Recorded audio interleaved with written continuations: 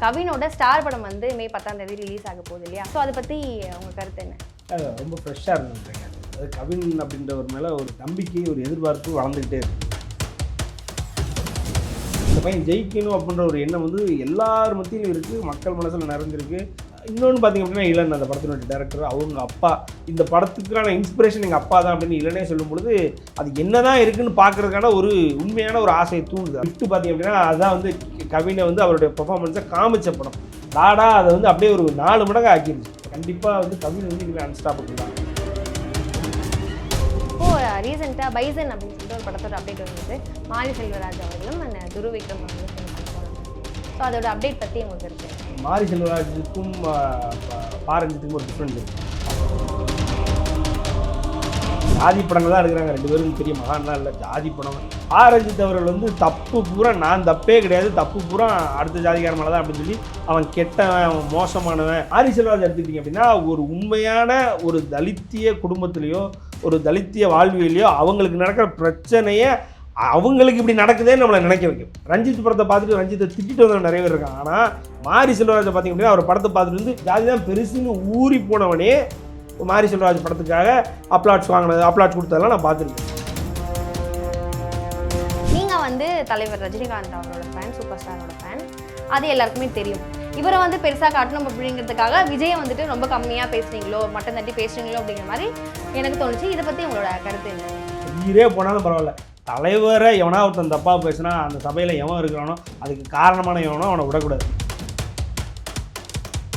ஜெயிலரில் இப்படி ஒரு மொமெண்ட் நடந்ததுன்னா அவர் தான் ஆரம்பிச்சுட்டாருன்னா இல்லை, அதுக்கு முன்னாடி வாரிசினுடைய ஆடியோ லான்ச்லேயே சூப்பர் ஸ்டார் இவர் தான் அடுத்த சூப்பர் ஸ்டார் நம்பர் 1 சூப்பர் 1 பாடுன்னு அதை வந்து விஜய் கேட்டுட்டு சரின்னு அமுக்குனி மாதிரி இருந்துக்கிட்டார்.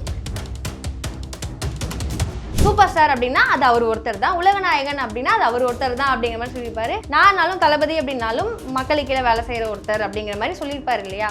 ஸோ அவர் வந்துட்டு அந்த பட்டம் வேணாம்னு சொல்லிட்டாரு. அப்படி இல்லை, அண்ணன் தம்பி அண்ணாமலை தம்பி அப்படிலாம் பாடும்பொழுது உங்களுக்கு சூப்பர் ஸ்டார் தேவைப்பட்டார். இன்றைக்கி சூப்பர் ஸ்டார்னு உங்களை சொல்கிறாங்க, என்ன சொல்கிறது தவறுன்னு சொல்கிறதுக்கு உங்களுக்கு வாய் வரல. சூப்பர் ஸ்டார் அவர்கள் வந்து அவருக்கு வந்து பிரச்சனைகள் நடக்கும்போதெல்லாம் கூட இருக்கார். ஒரு மெரிசலுக்கு ஒரு பிரச்சனை நடக்கும்போது சூப்பர் ஸ்டார் ஒரு ட்வீட் போட்டு அட்ரஸ் பண்ணுறாரு அந்த பிரச்சனையை. ட்வீட்டை ரீட்வீட் கூட பண்ணல, ஒரு ரிப்ளை கூட பண்ணல, ஒரு லைக் கூட பண்ணல. அவர் அவ்வளோ பெரிய ஆளான விஜய்னா இல்லவே இல்லை.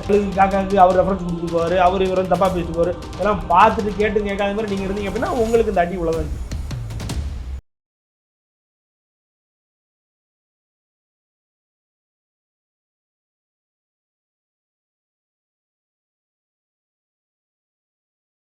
கியூப் சினிமா நேயர்களுக்கு வணக்கம். நான் உங்கள் ஹர்னி திருமுருகன். இப்போ நம்ம கூட இருக்கிறவர் சத்யன் ராமசாமி. இவர் ஒரு திரைப்பட விமர்சகர் மட்டும் இல்லாமல் தலைவர் ரஜினிகாந்தோட ஃபேனும் கூட. ஸோ இவர்கிட்ட நம்ம நிறைய விஷயங்கள் பேச போகிறோம். நான் வணக்கம். வணக்கம். எப்படி இருக்கீங்க? ஓகேண்ணா. நீங்கள் திரைப்படம் பற்றி ஆக்டர்ஸ் பற்றிலாம் நிறைய விமர்சனம் பண்ணுறீங்க. ஸோ அந்த வரிசையில் இப்போது கவினோட ஸ்டார் படம் வந்து மே 10ஆம் தேதி ரிலீஸ் ஆக போகுது இல்லையா? ஸோ அதுக்கான ட்ரெய்லரும் முன்னாடியே விட்டுருந்தாங்க, அதுக்கு நல்ல ரெஸ்பான்ஸ் இருந்துச்சு. ஸோ அதை பற்றி உங்கள் கருத்து என்ன? ரொம்ப ஃப்ரெஷ்ஷாக இருந்தது ட்ரெய்லர். அது கவின் அப்படின்றவர் மேலே ஒரு ஒரு ஒரு நம்பிக்கை, ஒரு எதிர்பார்ப்பு வளர்ந்துக்கிட்டே இருக்குது. ஸோ அந்த ஒரு நம்பிக்கை கிட்டத்தட்ட ரெட்டிப்பாக்குற அளவுக்கு தான் இருக்குது. ரொம்ப ப்ராமிசிங்காக அந்த பையன் ஜெயிக்கணும் அப்படின்ற ஒரு எண்ணம் வந்து எல்லார் மத்தியிலும் இருக்குது, மக்கள் மனசில் நிறைஞ்சிருக்கு, சினிமா ஃபேன்ஸு, ஜென்ரல் ஆடியன்ஸ் எல்லாத்துலேயுமே இருக்குது. ஸோ அப்படியான ஒருத்தருக்கு சூப்பரான ஒரு ட்ரெய்லர் அமைஞ்சிருக்கு அப்படின்ற ஒரு மன நிறைவு கொடுத்த ட்ரெய்லர் ஃபஸ்ட்டு. அதுதான். ரெண்டாவது பார்த்திங்கன்னா அந்த ட்ரெய்லர்லேயே கிட்டத்தட்ட கூஸ் பம்ப்ஸ் மூமெண்ட்லாம் இருக்கிற மாதிரி எதுவும் ஃபீல் ஆச்சு.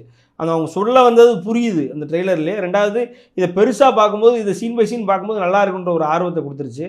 அண்ட் அதை சுற்றி இருக்கிற கதை அது வந்து பார்த்திங்க அப்படின்னா ஏறக்குறைய கவினே வந்து ரொம்ப கஷ்டப்பட்டு வந்து முன்னேறி இருக்கிறாரு. ஸோ அவரை பேஸ் பண்ணி கதை இது அப்படின்ற மாதிரி ஒரு ஐடியாவை கொடுக்குது. இன்னொன்று பார்த்திங்க அப்படின்னா இளன், அந்த படத்தினுடைய டேரக்டர், அவங்க அப்பா பார்த்திங்க அப்படின்னா நீங்கள் பாண்டியன் அப்படின்னு சொல்லிட்டு ராஜாராணி படத்தில் அப்பா வருவார்ல ஜெய்க்கு, அந்த பாண்டியன் அவருமே வந்து ரொம்ப கஷ்டப்பட்டு எப்படியும் சினிமாவில் சாதிக்கணும்னு ஒரு கட்டத்தில் சாதிச்சிருக்காரு. ஸோ அவரை பேஸ் பண்ணியான கதையா அப்படின்னு இளன்ட்ட கேட்கும் பொழுது ஆமாம் இந்த படத்துக்கான இன்ஸ்பிரேஷன் எங்கள் அப்பா தான் அப்படின்னு இளனே சொல்லும் பொழுது அது என்ன தான் இருக்குதுன்னு பார்க்குறதுக்கான ஒரு உண்மையான ஒரு ஆசையை தூண்டுது. அதில் எந்த மாற்று கருத்தும் இல்லை. ரொம்ப ஃப்ரெஷ்ஷாகவும் அதே நேரத்தில் அந்த 80s உள்ள பேக்ட்ராப்லாம் வந்து எனக்கு தெரிய வாரணமாயிரம்ல கடைசியில் அந்த 80s பேக்ட்ராப்லாம் அழகாக அது ரொம்ப தத்ரூபமாக காமிச்சிருக்காங்க. நீங்கள் அந்த படத்தோட ஸ்டில்ஸ் எல்லாமே வந்து பார்த்திங்கன்னா டிஃப்ரெண்ட்டாக இருக்குது. ஸோ இது வந்து கண்டிப்பாக ஹிட் ஆகும் அப்படின்ற ஒரு, ஏன்னா நீங்கள் உங்களுக்கு லிஃப்ட் பார்த்திங்க அப்படின்னா அதுதான் வந்து கவினை வந்து அவருடைய பெர்ஃபார்மன்ஸை காமிச்ச படம். டாடா அதை வந்து அப்படியே ஒரு 4 மடங்கு ஆக்கிருச்சு. அது அது நல்ல கலெக்ஷன்ஸ் வேறு. இன்னும் சொல்லப்போனால் ரொம்ப ப்ராஃபிட்டபிள் மூவி ஆஃப் த இயர்ன்ற அளவுக்குலாம் அந்த படம் பேசப்பட்டது. 2வது அந்த பெர்ஃபார்மன்ஸு, அந்த அப்பா அம்மா அந்த ஒரு ஒரு எமோஷனல் பாண்டை வந்து அழகாக கவின் வந்து மீட்டர் குறையாமல், கூடவும் செய்யாமல் குறையவும் செய்யாமல் அழகாக நடிச்சிருக்காருன்னு ரொம்ப அப்ளாஸ் வாங்கின ஒரு படம். ஸோ அப்படி அவரோட கிராஃப் கூட்டிகிட்டு இருக்கும்பொழுது ஆட்டோமேட்டிக்காக அந்த படம் கரெக்டாக உட்காந்துச்சு அப்படின்னா சூப்பராக இருக்கும் அப்படின்றது தான். அதுக்கு எல்லா அறிகுறியும் அந்த ட்ரெய்லரே தெரிஞ்சுது மேம். கவின் வந்து இது ரியலி ப்ராமிசிங் தான், அது எந்த மாற்றுக்கருத்தும் இல்லை. கண்டிப்பாக அவர் வந்து தமிழ் சினிமாவை ஒரு டிஃப்ரெண்ட்டாக கொண்டு போகிறதுக்கான எல்லா முயற்சியும் எடுத்துகிட்டு இருக்காரு. பொதுவாக இந்த மாதிரி ஒரு 3 படம் ஹிட் ஆயிடுச்சுனாலே டக்குன்னு ஒரு கமர்ஷியல் போய் எழுதுவாங்க. யாராக இருக்கட்டும் டக்குன்னு ஒரு அந்த ரஜினி ரஜினி ஃபார்ம்லான்ற ஒரு கமர்ஷியல் இருக்குது, அது ஒர்க் அவுட் பண்ணிடுவோன்னு உட்காந்துருவாங்க. ஆனால் இல்லை, ரொம்ப நாள் அதாவது பர்ஃபார்மன்ஸ் மட்டுமே தனக்கான ஒரிஜினாலிட்டியை மக்கள்கிட்ட காமிச்சிக்கிட்டே இருக்கணும். இவங்களுக்கு புரிய மாட்டேங்குது. ரஜினி ஃபார்ம்லானா அந்த ஒரு 4 படம், அந்த முத்து, படையப்பா, அந்த மாதிரி நம்ம நடிச்சிட்டா ஹிட்டு அப்படின்ற மாதிரி தான் அவருக்கு அடுத்து வந்த டியர் ஆக்டர்ஸ். அதனால தான் வந்து பார்த்திங்கன்னா இன்றைக்கி நம்ம ஆல்மோஸ்ட் வந்து தமிழ் சினிமா வந்து தென்னிந்திய சினிமாவிட்டே தோற்றுட்டு உட்காந்துருக்கு. இன்றைக்கி மலையாள படம் தான் ஓட வச்சுட்டு இருக்குது தமிழ் சினிமாவை, தமிழ்நாடு தேட்டரில் அப்படின்றாங்க. ஏறக்குறைய யஷினுடைய வளர்ச்சி என்ன, ஒரு பாகுபலியினுடைய வளர்ச்சி என்ன, ஆர்ஆருடைய வளர்ச்சி என்னலாம் பார்க்குறோம், புஷ்பாவுடைய வளர்ச்சி, அவங்கள்ட்ட நம்ம தோத்துட்டு இருக்கோன்ற காரணமே இவங்க எக்ஸாக்டாக சூப்பர் ஸ்டார் ரஜினிகாந்தினுடைய ஹிட்டு படங்கள் ஒரு 10 படங்கள் வச்சுட்டு இதனால தான் ஹிட் ஆச்சு, இதை அப்படியே மாற்றி விடுங்க அப்படின்னு சொல்லி அதில் உட்காந்துட்டாங்க. ஸோ யூஸ்வலாக இப்போ உள்ள நடிகர்களுமே புதுசாக ஒரு நடிகர் உருவாகும் பொழுது ஒரு 4 படம் ஹிட் ஆகிடுச்சுன்னா 5வது படம் அப்படி ஒரு ஃபார்மெட்டில் உட்காந்துருவாங்க. ஆனால் இவர் அப்படி இல்லை, சூப்பர் ஸ்டாரே அப்படி கிடையாது. அதான் உண்மை. அதை தெரிஞ்ச அவர் மக்கள்கிட்ட அவர் முகத்தை காமிச்சு வேறு மாதிரி ஃபார்மேட்லலாம் மக்களுக்கு தெரியப்படுத்தி கடைசியில் போய் ஒரு ஃபார்மேட்டில் இந்த ஃபார்மேட் ஒர்க் அவுட் ஆகும்னு அவர் ட்ரெய்லர் பார்த்து உட்காந்த ஃபார்மேட் தான் அந்த ரஜினி ஃபார்மெட். அது தெரியாமல் எடுத்தவுடனே அதில் ஒரு 4 படம் அந்த ஃபார்மேட்டில் ஒரு என்ட்ரி, ஒரு சாங்கு, ஒரு 4 ஃபைட்டு அதில் உட்கார முடியாது. அது மாதிரி எனக்கு தெரிய கவினும் தெளிவானவர் அப்படின்னு நான் நம்புகிறேன். ஏன்னா அன்னைக்கு பார்த்திங்கன்னா ஒரு மீடியா கூட இன்ட்ராக்ட் பண்ணும்போதே பார்த்திங்கன்னா ஒரு சிலருடைய இது தெரிஞ்சிடும் நமக்கு. அப்புறம் ஒரு இன்ட்ராக்ட் பண்ணும்போதே பார்க்குற ரொம்ப தெளிவாக தான் இருக்கிறார். ஸோ அவருடைய ஒரிஜினாலிட்டி, அவருடைய ஆக்டிங் டேலண்ட்டு, அவருடைய இடையில லைட்டாக அவரால் மாசும் பண்ண முடியுன்ற அந்த டச்சிங் கொடுத்துக்கிட்டே இருக்கணும். கொடுத்துக்கிட்டு இருக்கும்போது ஆட்டோமேட்டிக்காக அது வந்து வந்துடும். ஆமாம். ஏன்னா எனக்கு ஒரு விஷயம் என்ன தோணுது அப்படின்னா, சிவகார்த்திகேயன் அவர்கள் வந்து நம்ம இப்போ எடுத்துக்கலாம். அவர் வந்து ஒரு காமெடி, லவ் இந்த மாதிரியே பண்ணிட்டு இருந்தாரு. அடுத்த ஒரு ஸ்டெப் வந்துட்டு நம்ம வேற மாதிரி பண்ணணும் அப்படின்னு மாறும்போது, இல்லை சிவகார்த்திகேயன் சூட் ஆகல, இந்த மாதிரி வேண்டாம் அப்படிங்கிற மாதிரி நிறைய கருத்து வந்துச்சு. ஸோ இது மாதிரி கவினுக்கும் வருமா ஃபியூச்சரில்? இல்லை, வர்றதுக்கான வாய்ப்பு இல்லை மேம். இந்த ஒரு வருஷம் நான் சொல்கிறது, இந்த ஒரு 6 மாதத்துக்குள்ளேயே நிறைய டிஸ்கஷன்ஸ் வந்துருச்சு. தமிழ் ஆடியன்ஸு அதாவது பழைய விஷயங்களை தான் இன்னும் எதிர்பார்த்துட்டு இருக்காங்க. புதுமைக்கு ஒரு இம்பார்ட்டன்ஸ் கொடுக்க மாட்டுறாங்க. அது வந்து என்ன சொல்கிறது, அதை வந்து அவங்க சுவீகரிக்க மாட்டுறாங்கன்ற ஒரு குற்றச்சாட்டு வந்துட்டு இருக்கு. அது எல்லாருக்குமே தெரிய ஆரம்பிச்சு. அதாவது ஒரு மஞ்சுமல் பாய்ஸு, ஒரு ஆவேசம், இப்படியான படங்களை பார்க்குறதுக்கு தயாராக இருக்கிறாங்க. இங்கே வந்துச்சுன்னா அது வந்து ஒரு பெரிய ஆக்டர் கொடுத்தா தான் அதை பார்க்குறதுக்கு தயாராக இருக்காங்க. ஒரு கமலஹாசன் ஒரு டிஃப்ரெண்ட்டான ஒரு ஜானர் ட்ரை பண்ணுறாரு, சூப்பர் ஸ்டார் ரஜினிகாந்த் ட்ரை பண்ணுறாரு, வேறு யாராவது ட்ரை பண்ணுறாங்கன்னா அதுக்கு இவங்க பார்க்குறது. ஆனால் சின்ன ஆக்டர்ஸ் வந்து ஒரு புதுமையை ட்ரை பண்ணுறாங்கன்னா அதை வந்து இவங்க கூட்டமாக போய் பார்க்க மாட்டுறாங்கன்றது தெளிவாக இருக்குது. ஒரு ஃபஹத் ஃபாசில் ஆவேசம் தான் பார்க்க ட்ரை பண்ணுறாங்க. ஒரு மஞ்சுமல் பாய்ஸ் ஒரு பெரிய கான்செப்ட்டு, அந்த கான்செப்ட் வந்து ஹிட் ஆகுது அப்படின்னு ட்ரை பண்ணுறாங்க. அப்படின்னா இங்கேயும் பார்த்திங்க அப்படின்னா இன்னும் வந்து கதைகள் இருக்குது, அதை எடுக்க டேரக்டர்ஸ் இருக்கிறாங்க. பட் ஆனால் பெரிய ஆக்டர்ஸ் நான் சொல்கிற அந்த கமர்ஷியல் ஃபார்ம்னால உட்காந்துட்டாங்க. சின்ன ஆக்டர்ஸ் அதை பண்ணுறாங்கன்னா அதை பார்க்குறதுக்கு ஆளுங்க வரணும்ல, வந்தால் தானே பண்ண முடியும். இப்போ இடையில விஜய் ஆண்டனி கூட ஒரு சொன்னார், என்னுடைய படத்தை வந்து அன்பே சிவம் ஆக்கிறாதீங்க அப்படின்னு சொல்லி சொன்னார். நீங்கள் ரோமியோ பார்த்தீங்க அப்படின்னா ஒரு விஜய் ஆண்டனிக்கு அது ஒரு டிஃப்ரெண்டான ஜெனர், நல்லா தான் இருக்கும். சீன் சொல்ல முடியாது, படம் ஓகே தான், பார்த்துட்டு வெளில வரலாம். எத்தனை பேர் போய் பார்த்தோம்? அவரே சொல்கிறார் இல்லையா, அன்பே சிவம் ஆக்கிறாங்கன்றது உண்மை. என் தமிழ் ஆடியன்ஸ் நடுவில் பிரச்சனை இருக்குது. அதாவது விதவிதமான கதையாக மலையாளம் தான் கொடுப்பான், ஒரு அல்ட்ரா கமர்ஷியல் கதையாக, ஒரு லார்ஜர் தன் லைஃப் ஸ்டோரியாக அது தெலுங்கு தான் கொடுப்போம் அப்படின்ற மாதிரி நம்ம ஃபிக்ஸ் ஆகி உட்காந்துட்டோம். அப்போ இவங்ககிட்ட என்ன இருக்குது அப்படின்னா, இவங்ககிட்ட அது கமர்ஷியல் அதே கதை தான் ஊற்றுற அரசு அரைப்பாங்க அப்படின்ற மாதிரி நம்மளே ஃபிக்ஸ் ஆகி உட்காந்துட்டோம். அப்போ இங்கே வரவனை யாவும் வளர்த்து விடுவோம். ஒரு படம் டிஃப்ரெண்ட்டான ஒரு படம் வந்ததுன்னா கூட, இப்போ ஒரு போர் தொழில் வந்ததுன்னா ஹிட்டு என்ன கலெக்ஷன் பண்ணிச்சது? போர் தொழில் மாதிரி எனக்கு தெரிய 4 ஸ்டேட்லையுமே படம் கிடையாது. மலையாளத்தில் 4-5 படம் இருந்தாலும் அந்த அளவுக்கு அந்த மீட்டரில் கிடையவே கிடையாது. அப்போ அதை எப்படி நம்ம ஹிட் பண்ணி கொடுத்தோம்? அது என்ன அவ்வளோ பெரிய கலெக்ஷன் அப்படின்றது இல்லை. ஸோ ஆட்டோமேட்டிக்காக அதை பார்க்குறது நம்ம வரணும், அது ஒரு பெரிய படமாக ஆக்கி நம்ம பழக்கி விட்டால் தான் இந்த பசங்க வந்து in terms of art films, in terms of வந்து ஒரு சப்லெட்டான ஒரு கமர்ஷியல் படங்கள்லாம் எடுப்பாங்க நிறையா. ஸோ இப்போ அதை எடுக்கிறதுக்கான ஒரு ஐடியாலஜி இப்போ ஓரளவுக்கு இந்த 6 மாதத்தில் குறிப்பாக அந்த மலையாள படங்கள் தான் வந்து இங்கே ரீரிலீஸ் வந்து தான் நம்மளை வாழ வைக்க வேண்டியதாக இருக்குன்னு தேட்டருக்காரன் வெளியில் வந்து குமுறி நம்மளை போட்டு விமர்சகர்லாம் பேசி மக்களுக்கு புரிய ஆரம்பிச்சு. ஓகே, இங்கே வந்து இந்த மாதிரியான படங்களுக்கு நம்ம வரவேற்பு கொடுக்க மாட்டோம், கண்டிப்பாக கொடுக்கணுன்ற அந்த நேரத்தில் தான் வந்த ஸ்டார் ட்ரெய்லர் நம்மளுக்கு ரொம்ப அட்ராக்ட் பண்ணிருச்சு. இன்னும் பார்த்தீங்க அப்படின்னா பிளட்டி பக்கருடைய டீசர் வந்து ஆல்மோஸ்ட் வந்து அவரே சொல்கிறாங்க இல்லையா, ப்ரோமோ கிங்னு சொல்கிறாங்க இல்லையா, நெல்சன் சொல்கிறாங்க இல்லையா, ஆட்டோமேட்டிக்காக ஜெயிலர் பண்ணார்.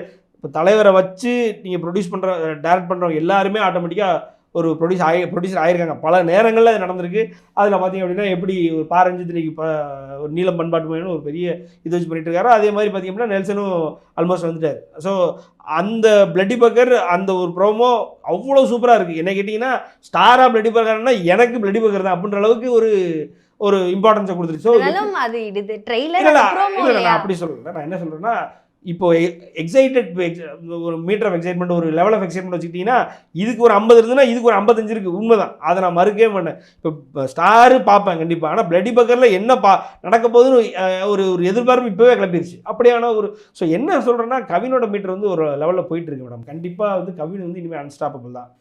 என்ன மீடியா இன்ட்ராக்ஷன்ஸ்லாம் கரெக்டாக இருக்கணும். ரொம்ப எதுலையா இன்றைக்கெலாம் காலை வாரி விடுறது கரெக்டாக இருக்காங்க. ஒருத்தன் மேலே ஏறி போயிட்டு இருந்தாலும் அவனை காலை வாரி விடுறதுக்கு ஒரு டீம் உட்காந்துருக்காங்க. நீங்கள் அந்த குக் வித் கோமாளியில் அஸ்வின் இருந்தார் இல்லையா, அவர் தான் உலகத்திலே நல்லவன்ற மாதிரி எல்லாரும் வந்து ஒரு சாக்லேட் பாய், ஒரு ஸ்வீட் பாய், நல்ல மனுஷன், அது இதுன்னு ஒரு இதில் ஒரு மீடியா ஈவெண்ட்டில் முடிஞ்சுதா எல்லாத்தையும்.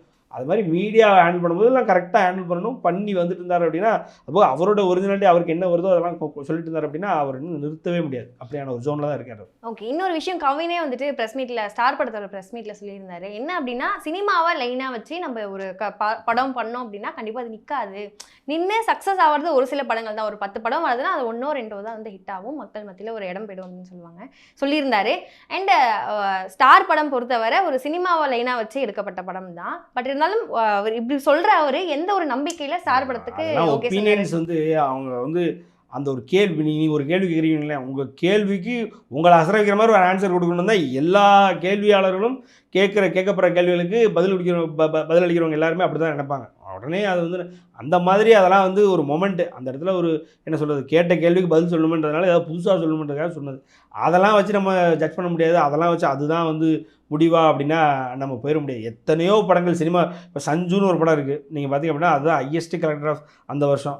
அப்போ அந்த படத்துக்கு கிட்டத்தட்ட 50 லட்ச ரூபா வந்து சஞ்சய் தத்துக்கே கொடுத்தாங்க. அது கம்ப்ளீட்டாக அவருடைய பயோபிக்கு. ஸோ அதில் பார்த்திங்க அப்படின்னா சினிமா தான் வந்து ஒன்லைனே சினிமா தான். அது ஓடலையா, நீங்கள் விண்ணை தாண்டி வரவே கிட்டத்தட்ட அதில். ஸோ அவர் சொல்கிறத வேறு மாதிரி வேணால் போடலாம். அது கம்ப்ளீட்டாக ஒருத்தர் சினிமாவில் வளர்ந்து வரதுன்னு இல்லாமல் வேறு ஒரு சில எலமெண்ட்ஸை இன்க்ளூட் பண்ணி கொண்டு வரலாம். இப்போ கண்டுகொண்டேன் எடுத்துக்கோங்க, அதில் அஜித் என்ன அசிஸ்டன்ட் டேரக்டராக இருந்து அது ஒரு வளர்ச்சி தான். ஆனால் வேறு எலமெண்ட்ஸ் முகவரியிலையும் வேறு எலமெண்ட்ஸ் இன்வால்வ் ஆயிருக்கு. ஸோ அதுதான் இப்போ அவர் சொல்கிறது ஒரு டிஃப்ரெண்ட்டாக நம்ம பார்க்கணும் அப்படின்னா, கம்ப்ளீட்டாக ஒரு படம் ஒரு ஹீரோ உருவாகி ஒரு சினிமாவில் நடித்து பெரிய ஆளாக ஆகுதுன்றது வந்து ரொம்ப ஓல்டான ஃபார்மேட் தான். பட் ஆனால் அதில் வேறு எலமெண்ட்ஸ் இன்க்ளூட் பண்ணால் ஆட்டோமேட்டிக்காக வெரைட்டிஸ் மட்டும் வேறு. ஆமாம். இன்னொரு விஷயம் வந்து என்ன அப்படின்னா, ஸ்டார் படத்தோட பற்றி நம்ம பேசிகிட்டு இருக்கோம். அண்ட் இளன் வந்துட்டு அந்த படத்தோட டேரக்டர். ஸோ இது வந்து எங்கள் அப்பாவை பேஸ் பண்ணி நான் அந்த கதையை உருவாக்கியிருக்கேன், லைட்டாக என்னோட ஒரு இதுவுமே இருக்கும் அப்படிங்கிற மாதிரி சொல்லியிருந்தார். இப்போது ராஜாராணி பாண்டியன் அவர் இளனோட அப்பா அவர்கள் வந்துட்டு அட்லி படத்தில் ராஜாராணியில் நடிச்சிருந்தார். அந்த படத்துக்கு எனக்கு 3500 தான் சம்பளம் அவர் கொடுத்தாரு அப்படிங்கிற மாதிரிலாம் சொல்லியிருந்தார். எனக்கு இருந்தாலும் 30 வருஷம் தாண்டி 35 வருஷம் தாண்டி தான் எனக்கு வந்து சினிமாவில் ஒரு வாய்ப்பு கிடைச்சது, ஒரு நல்ல படத்தில் பேர் வெளியே தெரியற அளவுக்கு ஒரு வாய்ப்பு கிடைச்சது அப்படிங்கிற மாதிரி சொல்லியிருந்தாங்க. இப்போ வர சினிமா கலைஞர்கள் யாராக இருந்தாலும் புதுசாக ஒருத்தவங்க வரணும் அப்படின்னா நிறைய தடைகள்லாம் இருக்கும் இல்லையா, இப்போ படத்தில் வர மாதிரி நிறைய தடைகள் இருக்கும் இல்லையா. ஸோ இப்போ இதெல்லாம் தாண்டி ஒருத்தர் மேலே வருது அப்படிங்கிறது எவ்வளோ கஷ்டம் உங்களை பொறுத்த வரைக்கும்?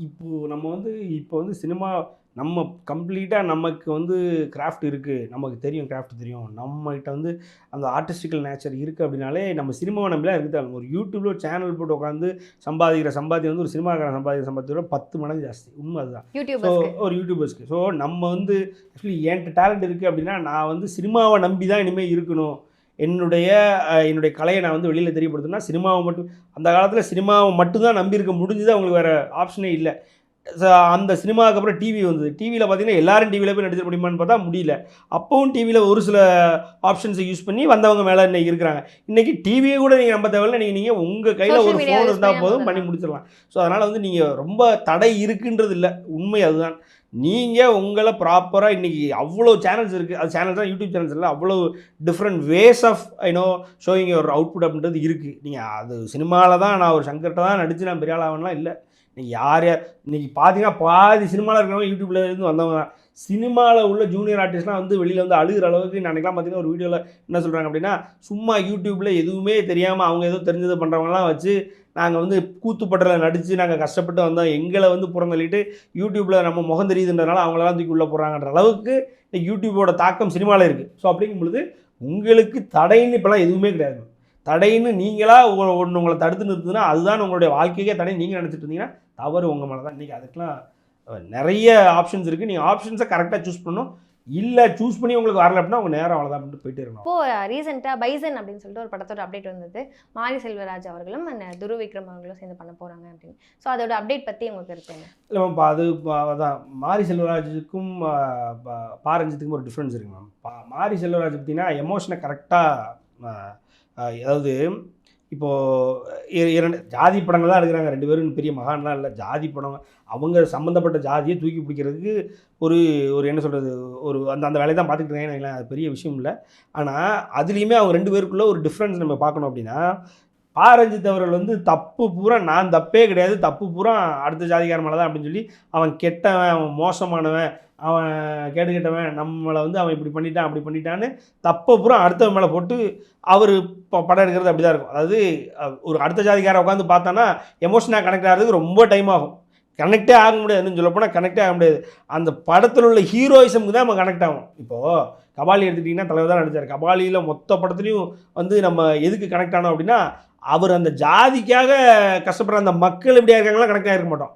அதில் அந்த அப்பா பொண்ணுக்குள்ள ஒரு ரிலேஷன் இருக்குல்ல, அது ஒரு தலித்திய படத்தில் தான் வரணும் அவசியம் இல்லை. எந்த படத்தில் இருந்தாலும் நம்ம கனெக்ட் ஆகிரும். ரெண்டாவது பார்த்திங்க அப்படின்னா ஆமாடா நான் கோட்டு சுட்டு போடுவேண்டா சுடுவேண்டா அப்படின்னு அந்த மொமெண்ட்டு தான் வந்து அந்த ஓவரால் படத்தில் சூப்பர் ஸ்டார் மொமெண்ட். அது அன்றைக்கி படத்துடைய அந்த டீசர் கட் இருக்கு இல்லையா, அந்த ஃபஸ்ட்டு ஒரு நிமிஷம் ஒரு 5 நிமிஷம் அவருடைய இன்ட்ரோ காமிச்சு அவர் வந்து ஒருத்தனை கோழிக்கறின்னு வெட்டி போட்டு போகிறல நம்பியார் ரிலாக்ஸ் விட்டு போகிறார். அந்த 5 நிமிஷத்துக்கு அப்புறம் கடைசியில் சூப்பர் ஸ்டார் மொமெண்ட்னா அவர் எடுத்து சுடுவார் தெரியுமா, உட்காந்து பேசிகிட்டு இருக்கும்போது அந்த சைனாக்காரன் முன்னாடி. அதுதான் மொமெண்ட்.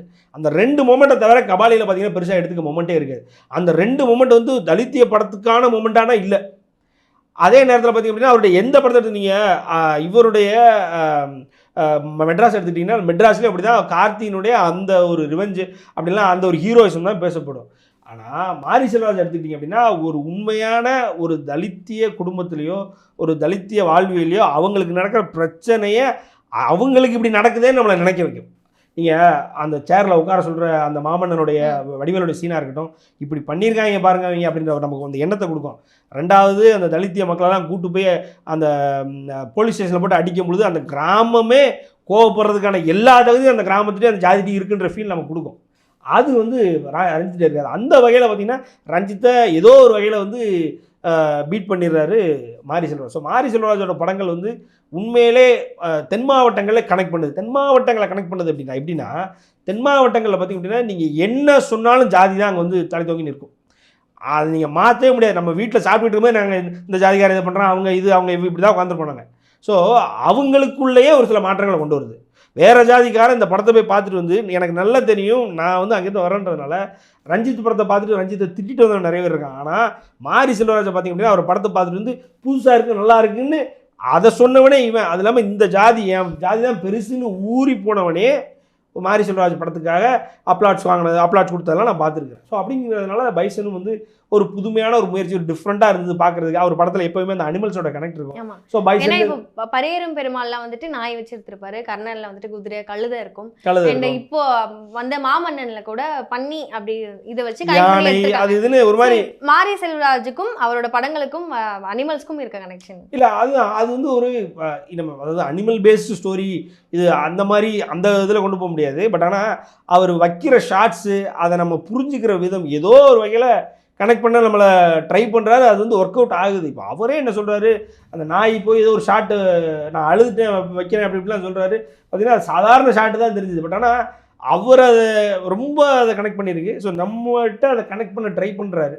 ஒரு அனிமலை காமிச்சு அந்த அனிமலுக்கும் இந்த மாதிரியான ஒரு நடந்துட்டு ஒரு கழுதையை வந்து அந்த ஒரு ஜாதியோட ஏதோ ஒரு வகையில் அவர் கனெக்ட் பண்ணி காட்டுறாரு. ஒரு மிகைப்படுத்தல், ஒரு 1% வந்து மிகைப்படுத்தல் தான். ஒரு 100-200 வருஷங்களுக்கு முன்னாடி இதெல்லாம் இந்த மாதிரி தான் வந்து இந்த பார்வை இருந்தது வச்சுதுன்றதெல்லாம் வேற. ஆனால் இப்போ அது இல்லை. இப்போ அதை புரிஞ்சிக்கக்கூடிய மனப்பான்மை நம்மகிட்ட இல்லை. குதிரையில் அந்த பையன் ஏறி உட்காரக்கூடாது, ஏறி உட்கார ட்ரை பண்ணுறான், அவனால் உட்காரவே முடியல. கடைசியில் பீறிட்டு அவனுக்கு அந்த கோவம் வந்து வேறு வழியே இல்லை, இனிமேல் நம்ம உயிரோடு இருக்கணும் அப்படின்னா நம்ம இதை யூஸ் பண்ணி தான் ஆகணும் அப்படின்ற மாதிரி ஏறி உட்காடுறான். ஸோ அந்த காலத்தில் வந்து குதிரையில் அவங்களாம் உட்கார அலோடு கிடையாது. குதிரையே குளிப்பாட்ட மட்டும்தான் அலோடு. இன்னும் குதிரையோட சாணத்தை அள்ளி போட தான் அலோடு. இந்த விஷயம் நம்ம எத்தனை பேருக்கு தெரியும்? குதிரையில் அந்த பையன் ஏன் ஏறி உட்காரான்றது நமக்கு அந்த அளவுக்கு கனெக்ட் ஆகாது. விஷயம் இதுதான். யாருமே அவங்கள அலோவ் பண்ணலாம். ஆனால் தான் உயிரே போகும்போது, தான் கிராமமே போகும்போது அவங்க நம்மளால முடியலனாலும் அந்த குதிரையில் அவன் பண்ணக்கூடாதுனால அதில் ஏறி உட்காந்து போய் அந்த விஷயத்தை ஹீரோட்ட கன்வே பண்ணுறான்றது ஒரு பெரிய ஒரு பிளாட்டு. அந்த பிளாட்டை அந்த படத்துக்குள்ளே கொண்டு வர வச்சு நமக்கு புரிய வைக்கிறார் அப்படின்னா, ஜென்சி அதுக்கப்புறம் ஜென் ஆல்ஃபாக்கெலாம் அது ஒன்றுமே புரியாது. அது என்னன்னே புரியாது. ஏதோ ஒரு எமோஷனை கொடுக்குமே ஒழிய 80s 90s நம்ம மில்லினியல்ஸ் நம்ம ஒரு அளவுக்கு அது புரிஞ்சுக்கிட்டோம்னா ரைட்டு தான். பட் ஆனால் ஒரு கனெக்டருக்கு ஒரு நல்ல ஒரு எமோஷன், ஒரு டிஃப்ரென்ஸ் ஆஃப் அட்லீஸ்ட் வந்து அந்த கிராஃப்ட் அது ஏதோ சொல்ல வரேன் அப்படின்ற மாதிரி அந்த ஒரு தாட் ப்ராசஸாக அது கிளிக் பண்ணி விட்டுறாரு. அந்த வகையில் பார்த்தீங்கன்னா பைசன்ற அது ரொம்ப பிரமிப்பாக இருக்குது பார்க்குறதுக்கு. என்ன பண்ண போகிறாரு, என்ன ஏது, அதில் என்ன சொல்ல வராங்க, என்ன ஏதுன்றதில் ஒரு பிரமிப்பாக இருக்குது. பார்ப்போம் எப்படி வருது என்ன ஏதுன்னு பார்ப்போம். அதுபோக துருவுக்குன்னு ஒரு பெரிய பிரேக் இல்லை, உண்மை அதுதான். நல்ல ஒரு பிரேக் அவருக்கு கொடுக்கணும் அப்படின்ற மாதிரி. அதாவது அரசல் புரசலாக சினிமா இண்டஸ்ட்ரியில் அவங்க அப்பா மாதிரி இவரும் வந்து அவங்க அப்பா வந்து கிட்டத்தட்ட ஃப்ளாப் ஆக்டர்னு எழுதிட்டாங்க. அவர் மாதிரி இவரும் ஆயிரக்கூடாது, ஆயிரம் டெடிகேட்டட் ஆக்டர் பட் அண்டர்ரேட்டடாகவே. ஆமாம், அஃப்கோர்ஸ் அவர் அளவுக்குலாம் சியான் விக்ரமனுக்குலாம் இங்கே யார் இருக்கா சொல்லுங்கள்? அப்படிலாம் யாருமே கிடையாது. ஆனாலும் வேறு வழியில் நேரம் கிளிக் ஆகலை, படம் எதுவும் கிளிக் ஆகலை, என்ன பண்ண முடியும்? ஒன்றுமே பண்ண முடியாது. ஸோ அப்படின்ற நேரத்தில் அவர் அந்த மாதிரி இவரும் அந்த மாதிரி அந்த இதில் போயிடுவாரோ அப்படின்ற நேரத்தில் அவருக்கு ஒரு நல்ல ஒரு பிரேக் கொடுக்கணும் இந்த படம். அனுபமா பரமேஸ்வரன் அவங்களுக்கும் பார்த்திங்க அப்படின்னா ரொம்ப நாள் ஆச்சு இங்கே பெரிய படங்கள் வந்து எனக்கு தெரிய கடைசியில் தனுஷ் கூட அவங்க பேரில் பார்த்தது தான். அதுக்கப்புறம் அவங்களுக்கும் வந்து ஒரு நல்ல ஒரு டிஃப்ரென்ஸ் கொடுக்கும் அப்படின்ற மாதிரி நினைக்கிறேன். நீங்கள் வந்து தலைவர் ரஜினிகாந்த் அவரோட ஃபேன், சூப்பர் ஸ்டாரோட ஃபேன், அது எல்லாருக்குமே தெரியும். நான் உங்கள் வீடியோஸ்லேயும் பார்த்துருக்கேன். நீங்கள் வந்துட்டு அவரை பற்றி நிறைய விஷயங்கள் பேசுகிறீங்க, எல்லாமே ஓகே. பட் இருந்தாலும் நீங்கள் மற்ற ஆக்டர்ஸ் அப்படின்னு வரும்போது விஜய் நம்ம எடுத்துக்கலாமே, விஜய் பற்றி பேசும்போது விஜய் பற்றி நீங்கள் ரொம்ப லோவாகவே தான் பேசுகிறீங்களோ அப்படிங்கிற மாதிரி எனக்கு தோணுச்சு. இவரை வந்து பெருசாக காட்டணும் அப்படிங்கிறதுக்காக விஜயை வந்துட்டு ரொம்ப கம்மியாக பேசுகிறீங்களோ, மட்டம் தட்டி பேசுகிறீங்களோ அப்படிங்கிற மாதிரி எனக்கு தோணுச்சு. இதை பற்றி உங்களோட கருத்து என்ன? இல்லாமல் அது காரணமெல்லாம் பண்ணலாம். இப்போ என்னென்னா, சூப்பர் ஸ்டாரை பற்றி வேறு எந்த நடிகர், வேறு எந்த நடிகருடைய ரசிகர்கள், வேறு எந்த நடிகர்கள் அமரும் சபையிலையும் அவரை பற்றி தரக்குறைவாக பேசிட்டாங்க அப்படின்னா நம்ம அவங்கள சும்மா விட போகிறதில்ல. இது வந்து எல்லாருக்கும் பொருந்தும். இதுக்கு வந்து விஜய் இருக்கணும், அவர் இருக்கணும், இவர் இருக்கணும், இந்த நாட்டில் தான் இருக்கணும், அவன் வந்து ரொம்ப கம்மியானவனாக தான் இருக்கணும், சூப்பர் ஸ்டாரோட வயசு கம்மியாக இருக்கணும், வயசு கூட இருக்கணும், எந்த கேட்டகரியும் கிடையாது. சூப்பர் ஸ்டாரினுடைய பெயர் ஒரு இடத்துல ஒரு சபையில் கலங்கப்படுதுன்னா அந்த இடத்துல யார் இருக்கிறாங்களோ அந்த சபையினுடைய முன்னவர் யாரோ, அந்த சபை யாரை மையப்படுத்தி நடக்குதோ அவன் காலி. இப்போ இடையில பார்த்தீங்கன்னா பாரஞ்சித் அவர்கள் இப்படி தான் ஒரு ஒரு ஒரு இன்டர்வியூவில் உட்காந்துருப்பார். ஒரு ஐ திங்க் அது வந்து ஒரு பேனல் மாதிரி உட்காந்துருப்பாங்க, பேனல் டிஸ்கஷன் மாதிரி உட்காந்துருக்கும் பொழுது அதில் சிரிச்சிருவார் ஒரு கேள்வியை சூப்பர் ஸ்டாரை பற்றி கேட்கும்பொழுது. அவர் நம்ம கொஞ்சம் வஞ்சம் அப்படிலாம் இல்லை, எல்லோரும் ஒன்று தான். அவர் அதுக்கு நிறைய பிரச்சனைகள், நிறைய கேள்விகளே வந்தது. அவங்க வந்து எஸ்சி எஸ்டி தரப்பில் அவங்க வந்து ரெப்ரசன்ட் பண்ணுறாங்க, ஆட்டோமேட்டிக்காக அவங்க மேலே வந்து ஆட்டோமேட்டிக்காக சட்டமே பாஞ்சிரும், நீங்கள் வந்து கைது செய்யப்படுவீங்க. அது ஒன்றும் கைது, உயிரே போனாலும் பரவாயில்ல, தலைவரை எவனா ஒருத்தன் தப்பாக பேசுனா அந்த சபையில் எவன் இருக்கிறானோ அதுக்கு காரணமான எவனோ அவனை விடக்கூடாது. இதுதான் மோட்டிவ். அந்த வகையில் விஜய் இணைஞ்சிருக்காரு, அதுதான் உண்மை. விஜயினுடைய படங்களுடைய ஆடியோ லான்ச்சில் தேவையில்லாமல் தலைவருடைய ரெஃபரன்ஸ் வருது. சரி, சூப்பர் ஸ்டார் ரஜினிகாந்த் வந்து விஜய் ரெஃபர் பண்ணலையா, அந்த பீஸ்ட் படத்தை பற்றி ஜெயிலரில் சொன்னார்ல, அவர் இப்படி சொல்லலாமா அப்படின்னு சொல்லி நீங்கள் கேட்குறீங்க. நிறைய பேர் கேட்டாங்க, அதுக்கும் நான் பதில் ரொம்ப நாளாக சொல்லலை. சரி, நீங்கள் கேட்டிங்கன்றனால சொல்லணும்னு நினைக்கிறேன். ஸோ பீஸ்ட்டை சூப்பர் ஸ்டார் ரஜினிகாந்த் அவர்கள் சொன்னார் அப்படின்னா அவர் வந்து அவருடைய படம் அப்போ ஜெயிலர் வருது, ஜெயிலருடைய ப்ரொடியூசர், டைரக்டர், மியூசிக் டைரக்டர் ஏறக்குறைய டீமே ஒன்று தான். அந்த டீமை அவர் வந்து சைன் பண்ணுறார், இந்த டீம்கிட்ட அடுத்த படம் பண்ண போகிறோம் அப்படின்னு சைன் பண்ணும்பொழுது, சைன் பண்ணி கொஞ்ச நாளில் அந்த பீஸ்ட் படம் ரிலீஸ் ஆகுது. பீஸ்ட் படம் ரிலீஸ் ஆகி பீஸ்ட் அட்டர் ஃப்ளாப். அந்த விஷயத்தை அவர் எப்படி ஹேண்டில் பண்ணுறன்ற மொமெண்ட்டை சொல்கிறார். இதுதான். இல்லைன்னா விஜயே இதுக்கு முன்னாடியே அவருடைய ஆடியோ ஃபங்க்ஷன்ஸ்லேயும் அவருடைய இதுலேயும் வந்து எங்கேயுமே பயன்படுத்தினதில்லை, அதுக்கப்புறமும் பயன்படுத்த போகிறதில்லை. ரைட்டுங்களா? அதாவது அவரை பற்றி ஒரு தப்பான ஆங்கிள் எங்கேயும் பயன்படுத்த போகிறதில்ல. அந்த ஒரு ஆங்கிள் பீஸ்ட் சரியாக போல், கேஸ்டிங் சரியில்லை, ஒரு டேரக்டர் தோக்கமான டேரக்டரோட படங்கள் தான் தோக்கம்ன்ற மாதிரி சொல்லிட்டு, சப்ஜெக்ட் தான் தோக்கன்ற மாதிரி சொல்லிட்டு, அதுதான் நடந்த ஒரே மூமெண்ட். அதுக்கு காரணம் அதுதான். ஸோ இந்த காரணம் நடந்திருக்கு, அது பீஸ்டில் நடந்திருக்கு. இதனால் நான் என்ன இப்போது ஜெயிலரில் நடந்திருக்கு, ஜெயிலரில் இப்படி ஒரு மூமெண்ட் நடந்தது. சரி, ஜெயிலரில் இப்படி ஒரு மூமெண்ட் நடந்ததுன்னா அவர் தான் ஆரம்பிச்சாருன்னா இல்லை, அதுக்கு முன்னாடி வாரிசினுடைய ஆடியோ லான்ச்லேயே சூப்பர் ஸ்டார் இவர் தான் அடுத்த சூப்பர் ஸ்டார், நம்பர் 1 சூப்பர் 1 பாடுன்னு அதை வந்து விஜய் கேட்டுட்டு சரின்னு அமுக்குனி மாதிரி இருந்துக்கிட்டார். இருந்தாலும் இப்போ லியோ படத்தோட சக்ஸஸ் மீட் ஒன்று வச்சாங்க இல்லையா, அந்த படத்தை அந்த லான்ச்ல அவர் சொல்லியிருப்பாரு என்ன அப்படின்னா, சூப்பர் ஸ்டார் அப்படின்னா அது அவர் ஒருத்தர் தான், உலகநாயகன் அப்படின்னா அது அவர் ஒருத்தர் தான் அப்படிங்கிற மாதிரி சொல்லியிருப்பாரு. புரட்சி கலைஞர் அப்படின்னாலும் அது ஒருத்தர் தான், அவங்க எல்லாமே வேற வேற தான் அப்படிங்கிற மாதிரி சொல்லியிருப்பாரு. நானாலும் தளபதி அப்படின்னாலும் மக்களுக்கு கீழே வேலை செய்யற ஒருத்தர் அப்படிங்கிற மாதிரி சொல்லியிருப்பாரு இல்லையா. ஸோ அவர் வந்துட்டு அந்த பட்டம் வேணாம்னு சொல்லிட்டாரு. அப்படி இல்லை மேம். இப்போ உங்களை வந்து அந்த ஃபங்க்ஷனில் வச்சு உலகநாயகன் யாராவது சொன்னாங்களா, புரட்சி கலைஞர்னு யாராவது சொன்னாங்களா? உங்களை சூப்பர் ஸ்டார் தானே சொல்லியிருக்காங்க. சூப்பர் ஸ்டார்னு என்னைய சொல்லியிருக்காங்க. அதில் வந்து சூப்பர் ஸ்டார் ரசிகர்கள் கோவப்படுறாங்க, கோவமாக இருக்கிறாங்கன்றது அவருக்கு தெரியும். தெரிஞ்சுமே பார்த்தீங்க அப்படின்னா அதை வந்து ஒரு நயவஞ்சகத்தோட, இன்னும் சொல்லப்போனால் அது ரொம்ப தவறான ஒரு ஹைரார்க்கியில் சூப்பர் ஸ்டார் பேரில் நடுவில் வைக்கணும்னு சும்மா பேருக்கு வச்சு அவர் வந்து பூசி முழுகுனது தான் அது. உடனே நீங்க சொன்னதுக்காக நான் அந்த இதை கேட்டேன். இல்லை உண்மை அதுதான். அதுக்கு அவர் ரிப்ளை கொடுத்துட்டாரு. அவருக்கு வந்து அது வந்து இல்லை சூப்பர் ஸ்டார்ன்றவர் பெரியவர், அவர் வந்து ஒருத்தர் தான் அப்படின்னு சூப்பர் ஸ்டாருக்கு ரஜினிகாந்துக்கு மட்டுமே புகழாரம் சூட்டினார்ன்ற மாதிரி அது அமையவே அமையாது. அது அமைஞ்சிருச்சு. விஜயே சூப்பர் ஸ்டார் ஒருத்தர் தான் சொல்லிட்டாருன்னு கிளைம் பண்ணுறாங்க. இங்கே பேசுகிறவங்களை யார் என்னன்னு சொன்னாங்க? உங்களை சூப்பர் ஸ்டார் தான் சொன்னாங்க. உங்களை புரட்சி கலைஞர்னு யாருன்னு சொல்லலை. உங்களை வந்து புரட்சி தமிழன் சத்யராஜன் யாருன்னு சொல்லலை. உங்களை உலகநாயகன் கமலஹாசன் உங்களை சொன்னது சூப்பர் ஸ்டார் தான். நீங்கள் என்ன சொல்லியிருக்கணும்? என்ன அப்படி சொன்னாங்க. ஆனால் சூப்பர் ஸ்டார்ன்றவர் ஒருத்தர் தான், என் தலைவர், எங்கள் அண்ணன் தம்பி, அண்ணாமலை தம்பி அப்படிலாம் பாடும்பொழுது உங்களுக்கு சூப்பர் ஸ்டார் தேவைப்பட்டார். இன்றைக்கி சூப்பர் ஸ்டார்னு உங்களை சொல்கிறாங்க, என்னை சொல்கிறது தவறுன்னு சொல்கிறதுக்கு உங்களுக்கு வாய் வரலை. நீங்கள் அதுக்கு கூட 4 பேர் சேர்த்துக்கிறீங்க அப்படின்னா கண்டிப்பாக அதில் வன்மம் போயிருந்த ஒரு நோக்கம் இருக்குது. அதனால தான் அவர் வந்து 2008ஓடே வந்து சூப்பர் ஸ்டார் ரஜினிகாந்தோடைய ரெஃபரன்ஸை படங்களில் யூஸ் பண்ணுறது நிறுத்திட்டார். ஏன்னா அதிமுகவுக்கு போராடுறதுனால நிறுத்திட்டார். அதுக்கப்புறத்துலேருந்து அவர் நான் கீழே வாட்ச் பண்ணிட்டுருக்கேன். இன்றைக்கி நேரத்து உருவானதில்லை. சரி ரைட்டு போனால் போதும். அவர் வந்து சூப்பர் ஸ்டார் அவர்கள் வந்து அவருக்கு வந்து பிரச்சனைகள் நடக்கும்போதெல்லாம் கூட இருக்கார். ஒரு மெர்சலுக்கு ஒரு பிரச்சனை நடக்கும்போது சூப்பர் ஸ்டார் ஒரு ட்வீட் போட்டு அட்ரஸ் பண்ணுறாரு அந்த பிரச்சனையை.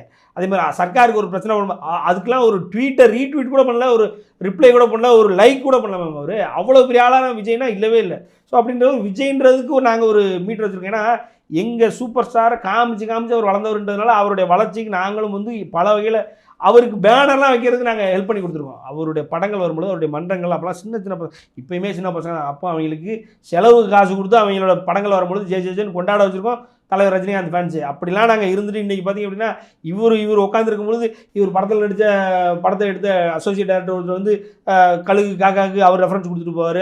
இவர் வந்து தப்பாக பேசிட்டு போவார். மன்சூர் அலிகான் அண்ணன் என்ன பேச்சு பேசுகிறாரு, சுற்றி இருக்கவங்க பூரா என்னென்ன இதெல்லாம் பார்த்துட்டு கேட்டு கேட்காத மாதிரி நீங்கள் இருந்தீங்க அப்படின்னா உங்களுக்கு இந்த அடி இவ்வளோதான். என்னோட கேள்விகள் எல்லாத்துக்குமே நீங்கள் வந்து விளக்கம் கொடுத்தீங்க. ரொம்ப நன்றி. நன்றி.